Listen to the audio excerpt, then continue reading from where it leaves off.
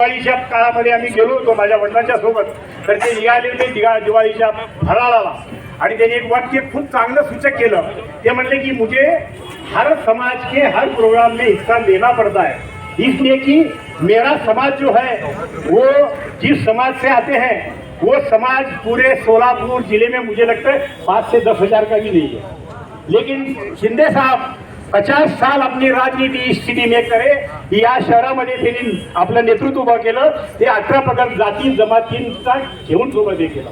महापौर निवडताना एखादा वंचित वडार समाजाचा कार्यकर्त्याला जर संधी मिळाली नसेल तर शिंदे साहेबांनी तसा कार्यकर्ता हुडकला आणि या सोलापूर शहराच्या महापौरपदी त्यांनी विराजमान केलं. हे त्यांचं वैशिष्ट्य आहे आणि ही खरी विचारधारा आम्ही पुढे नेऊन हे कार्य करणार आहोत. हा फक्त निवडणुकीच्या साठी बोलवलेला मेळावा नाही. माफ करा, आडम मास्तर आमचे इथं नेते उभारलेले आहेत, महेश कोठे साहेब आहेत. आम्ही खऱ्या अर्थानं या सोलापूरच्या धर्मांध आणि जातीयवादी शक्तीच्या विरोधात आम्ही सोलापूरकर 4 हुतात्माच्या नगरीमध्ये एकत्र आहोत हे सांगण्यासाठी आम्ही एकत्र आहोत. शहीद भगतसिंगांनी म्हणलंय, शहीद भगतसिंगांनी ज्या वेळेला त्यांना हे केलं त्यांनी काय म्हणले, वाटत जर स्मशानातून जात असेल तर तिथे प्रेतांना पाहून नेहरून जायचं नसतो, होता होई तो घ्यायचा असतो अंगार आणि तोच क्रांतीसाठी शृंगार. शहीद अशफाकुल्ला काय म्हणाले, शहीद अशफाकुल्ला म्हणाले, खुदा का बंदा खुदा की करीम के सिवा किसी के सामने अपना सर झुकाना हराम समझता हूं. शहीद भगतसिंगांचं योगदान, शहीद अशफाकुल्लांचं योगदान या देशामध्ये कमी जास्त करता येणार नाही, पण हे करण्याचा प्रयत्न केला. आज जो है कौमी एकता के जानिब से ये ईद मिलन का प्रोग्राम रखा गया है. यहाँ पे इस मजमू में सर पद्मशाली समाज, लिंगायत समाज, मुस्लिम समाज, क्रिश्चियन समाज, दलित समाज, हर एक समाज के लोग सर यहाँ पर मौजूद है. एक मैं वाक्य बताना चाहता हूँ सर मेरे खुद के ताल्लुक से, जो कि हिंदू और मुस्लिम की एकता का पैगाम है. ये सर मैं रहने के लिए जो है फॉरेस्ट में हूं. 2012 का इलेक्शन हमारे आमदार परिणीताई शिंदे बोले कि रियाज भाई आपको जो है ना 70 फुट से लड़ना है. बोला ताई वहां पे मेरी कोई जान नहीं पहचान नहीं. और उस वक्त जो है प्रभाग 17,500 वोटर्स और मुस्लिम जो है ना तकरीबन 4,000 तक है. 13,500 जो है पद्मशाली और लिंगायत समाज के हमारे लोग हैं. मैं वहां पे कैसा चुन के आऊंगा, और उसमें थोड़े हमारे दलित भाई भी है. तो ताई बोले कि नहीं रियाज भाई मेरे को यकीन है कि आप वहां से चुन के आएंगे. ठीक है, इंशाल्लाह वहां पर कदम रख के फर्स्ट इलेक्शन वहां पर जो है 13,500 हमारे पद्मशाली लिंगायत भाई, लिंगायत हमारे भाई, दलित भाई और मुस्लिम समाज 15% मुस्लिम समाज, 85% जो है ना ये दोनों समाज. लेकिन अल्लाह का एहसान है सर, फर्स्ट टाइम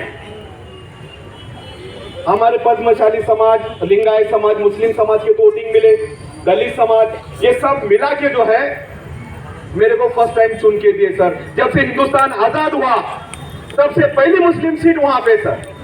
ये हमारा मुस्लिम और हिंदू का एकता का पैगाम है. ये कि एक मुसलमान को जो कि उनके वार्ड में रहने वाला नहीं है, रहने वाला वहां के 4 किलोमीटर दूर से है, लेकिन उन्होंने कोई भेदभाव नहीं देखते हुए एक इंसानियत के नाते से एक ऐसा नहीं सोचा कि उन्होंने कि ये मुसलमान का हम उनको एक वोट क्यों दे, लेकिन उन्होंने दिया. और फर्स्ट टाइम 2016 में जो है हमारे साहब ताई और कांग्रेस पार्टी ने मुझे स्टैंडिंग कमेटी चेयरमैन बनाया. जिस वक्त स्टैंडिंग कमेटी चेयरमैन बनाया तो सुप्रीम कोर्ट का एक जजमेंट निकला हुआ था उस वक्त. वो जजमेंट ये था कि शासन के जगह पे और रोड अदालत जहां पे है जितनी भी धार्मिक स्थल है वो सभी स्थल निकाला जाए. और जहां से मैं चुन के आया वहां पर तकरीबन 80% जो है ना शासन की जगह है सर. वहां पे मंदिर भी है, मस्जिद भी बने हुए हैं. कुछ मस्जिदों के लिए काम किए हुए थे हमारी जमीयतुल उलमा हिंद की तरफ से जो है सातखेड़ महबूब सातखेड़ साहब लीड ले हुए थे. उनको जो है ना गिरने से बचा लिए. फिर मेरे जो प्रभाग में थे 30 लोग, 30 मंदिर है, वो लोग आके मिले कि रियाज भाई ऐसा ऐसा ये मंदिर है, हमको नोटिस आई हुई है ये निकालने के लिए। बोला ठीक है, देखते हैं, कोशिश करते हैं। उस वक्त जो है एक बड़ी सवालिया सर में शरण शिव लिंगेश्वर महाराज का बड़ा मठ है, वहां पर आप भी विजिट दिए हुए थे सर, हमारे लिंगायत भाई वहां पे बैठे हुए ट्रस्टी वहां के, तो उनके वहां पर एक बड़ा प्रोग्राम लिया और इलीगल से लीगल में लाने के लिए जो जो कागज पत्र लगते हैं, तो हमारे महबूब सादकर साहब जो जवेद उलमा हिंद के नुमाइंदे हैं, उन्होंने हमारे सभी पद्मशाली भाई और लिंगायत भाई और दलित भाई और जितने भी हमारे हिंदू भाई थे, उनको सब बताया कि भाई ये अपने को इलीगल से लीगल में लाने के लिए हमारे को कौन कौन से डॉक्यूमेंट्स मेरी माँ बहने अस्सलाम वालेकुम व रहमतुल्लाहि व बरकातुहू। कौमी एकता मंच के सदर की हैसियत से मैं आप लोगों से गुजारिश करता हूँ कि भारत देश एक खूबसूरत देश है। यहाँ पे हर तरह के फूल हैं, हर समाज के लोग हैं, हर कौम के लोग हैं। तो ये समाज के अंदर मोहब्बत, भाईचारा, अपने अखलाक और अपने किरदार से एक दूसरे के मज़हब का, एक दूसरे के दिलों का ख्याल करें। और बाकी इस संगठन के अंदर जो हमारे जो रियाज भाई हुंडेगिरी है, हसीब नदा, कल इस देश के पंत प्रधान ने मुस्लिमों पर इतना बड़ा आरोप लगाया, इसको अपने को जवाब देना है। उन्होंने कल बोला ये कांग्रेस कमेटी का जाहिरनामा नहीं, मुस्लिम लीग का जाहिरनामा है। मैं उस पंत प्रधान से चैलेंज करना चाहता हूं, अरे आप सच्चर कमेटी को देखो। सच्चर ने 2008 में सच्चाई बताया, देश के 20 करोड़ मुस्लिम दलित से भी उनकी परिस्थिति खराब है।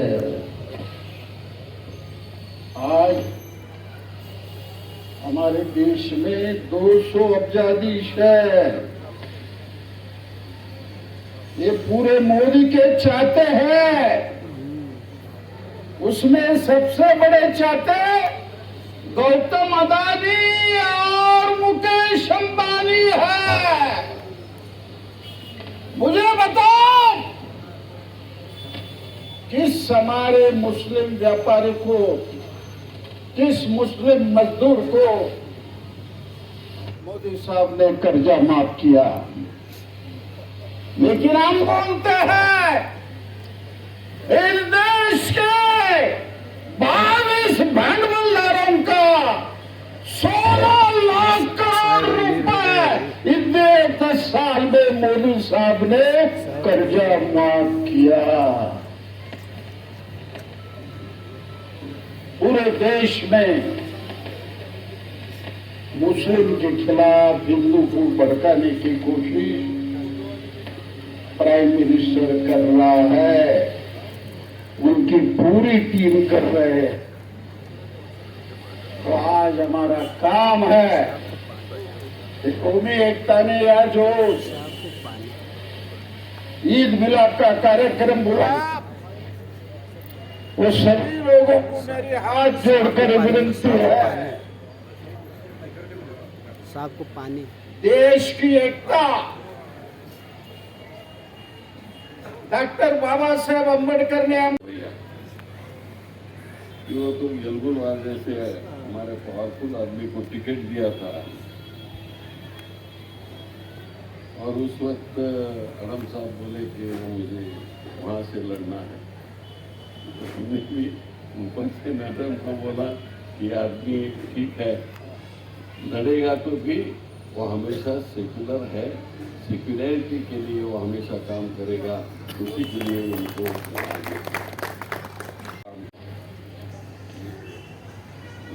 छोटे भी आ रहे हैं, मैं भी जा रहा हूँ।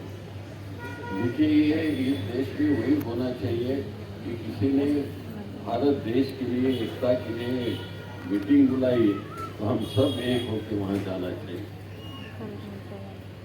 आज आप गर्म हो रहा है, कई लोगों को हवा चल नहीं रही है, तो भी आप बैठे हैं, लेकिन मैं ज़्यादा तकलीफ नहीं करूँगा। आज मैं इतना ही कहूँगा, तुम कौमी एकता के इस मंच पर से हमारी लड़की, मेरी लड़की पंडित जी को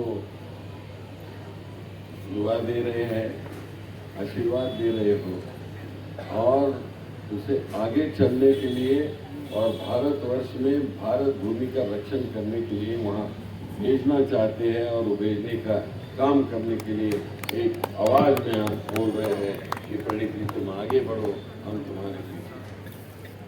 ये सादी बात नहीं है। सब लोग मुझे दिख पड़ रहे हैं, हर मोहल्ले के, हर समाज के, हर विचार के लोग यहाँ आए हैं और पंडित जी को ये शुभाशय उठाते हैं। फिरोजी साहब, मैं आपको भी धन्यवाद देता हूँ। आपकी अध्यक्षता में हमारा भी सत्कार हो गया। मैं मुझे ज़्यादा भाषण नहीं करने को आता है इनके जो मैं पार्लियामेंट में टिक टाक करने के लिए ठीक हूँ, लेकिन चूँकि विनोद की भाषा छोड़ दीजिए। लेकिन आज भी कितनी बड़ी तादाद में लोग आ गए, शिवसेना आ गई, राष्ट्रवादी आ गए,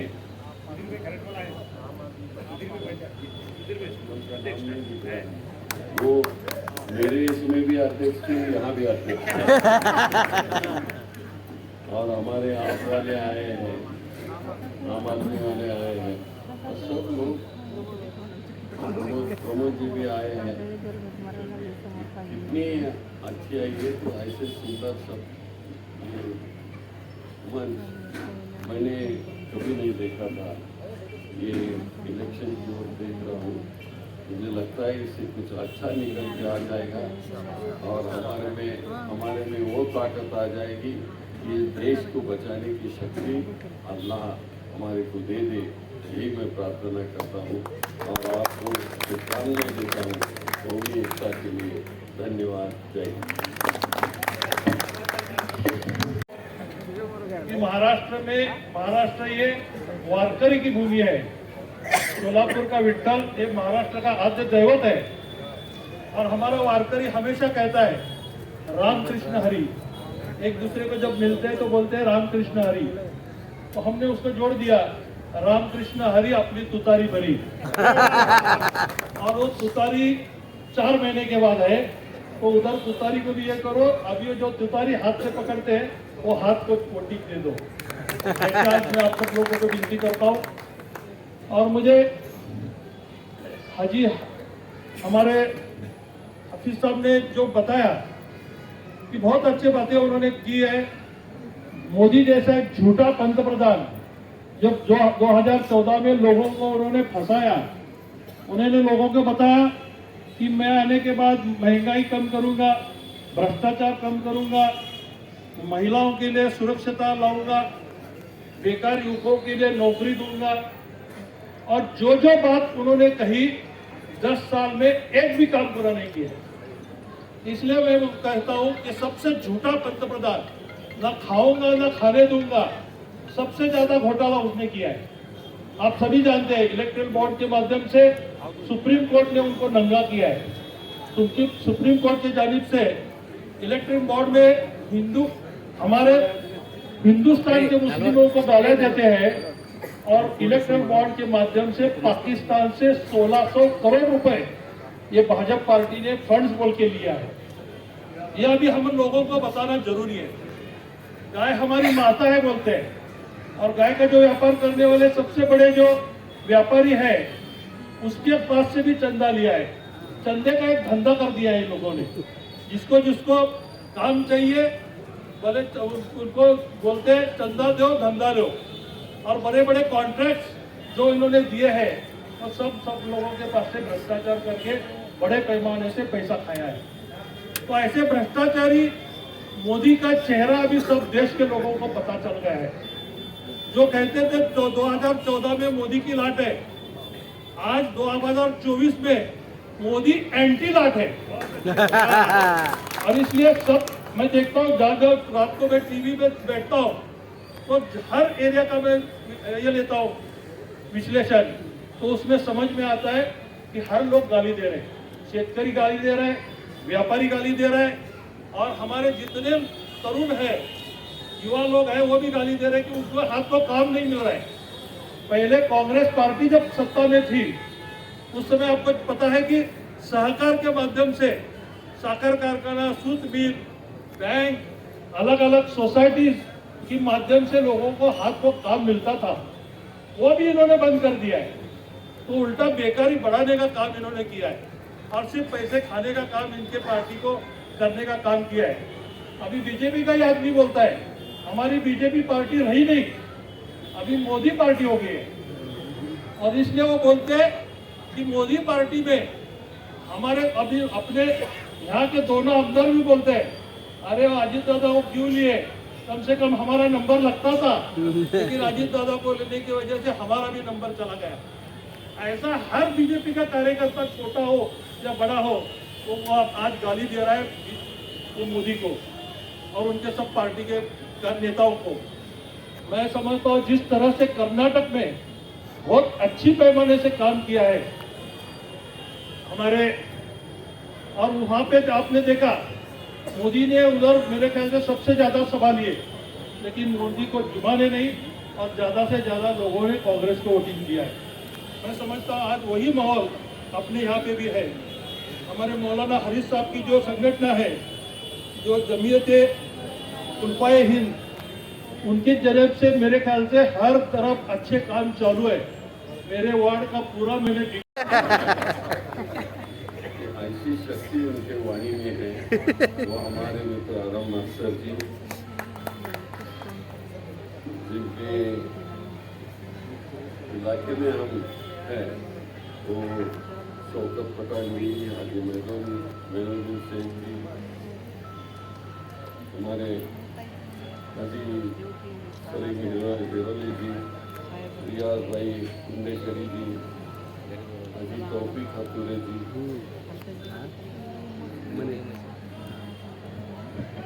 और सभी मेहमानों, अलग अलग पार्टी के लोग और बड़े नामचीन उद्योगपति भी आए हैं और देवी और सज्जन। जब रियाज भाई 5-6 दिन के पहले आए थे तो उन्होंने 2 कार्यक्रम रखा था। मैं बोला 2 के बजाय 1 ही रखिए, तो बोले साहब ऐसा नहीं होता है, हम लोगों ने तय किया है एक उधर करेंगे शास्त्री नगर में, दूसरा इधर करेंगे, ऐसा ही ना रियाज भाई कहाँ है? तो ये अच्छे एक बैठक हो गई यहाँ, इसकी जरूरत थी। रियाज भाई ने उनके वार्ड का मसला बताया और किस तरह एक मुसलमान कैंडिडेट को हिंदू साथ देते हैं, ये बहुत देश का बहुत बड़ा उदाहरण है। और इसी तरह हमारे शोलापुर के लोग हैं, सब लोग हैं। हम लोग भी, मैं तो बहुत बार बोलता हूँ, मुहर्रम में हम भी पंजाबन में निकलते थे। ये उन दिनों की मैं 50 साल पहले की बात कर रहा हूँ, 50-60 साल की पहले की, 70 साल की पहले। मैं अभी 82 साल का हूँ, 12-13 साल का था तभी सबके साथ हम नाचते थे, पीटते थे, और कोई उसमें अल्लाह तू पिला पानी बोल के प्रोसेशन निकलता था, उसमें भी हम निकलते थे। कोई ऐसी बात नहीं थी वो हिंदू है मुसलमान है। पॉलिटिकल लोग कभी कभी बातें करते थे, लेकिन जो जमीन पर रहने वाले जो हमारे इंसान हैं, हमारी बहनें हैं, वो कभी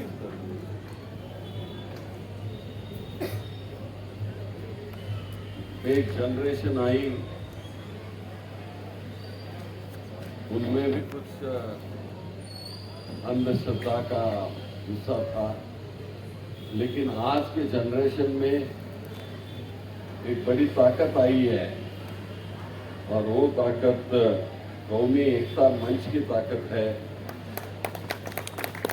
पूरे देश में इसका फैलाव होना चाहिए। जब तक हम हिंदू और मुस्लिम इकट्ठा रह के काम नहीं करते, इस देश ठीक तरह से चलेगा नहीं।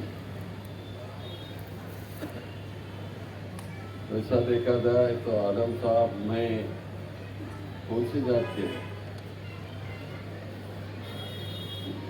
न हिंदू न मुसलमान, लेकिन हम इस देश के लिए काम करने के लिए रात दिन तैयार है और जन्म लिया है इस देश की मिट्टी में। इसी मिट्टी में हमारे को जाना है, तो यहाँ कोई झगड़ा करके किसी के साथ नहीं जाना। साथियों, ये कठिन समय है कि बहुत अच्छी तरह से कई लोगों ने बोला कि जातिवादी पार्टी कहीं कहीं ये फैलाव कर रही है। जिस कर्नाटक में निर्णय ले लिया इलेक्शन में,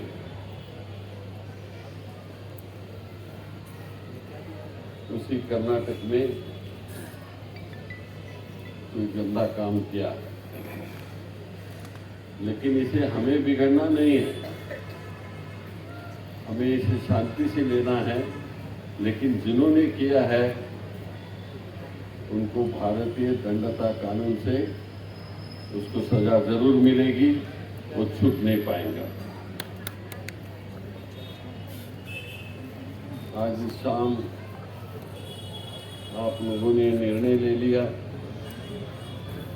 कि प्रणीति ताई को चुन के देना है, और प्रणीति ताई जिस तरह से महाराष्ट्र में काम कर रही है, गए 3 टर्म में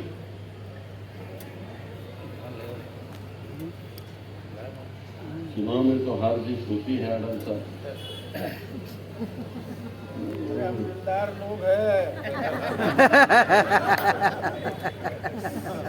वो दिलदार भी है और हम भी दिलदार है कि आपको कांग्रेस की सीट दिए होगे तो वो छोड़ के आपको सीट देते हैं।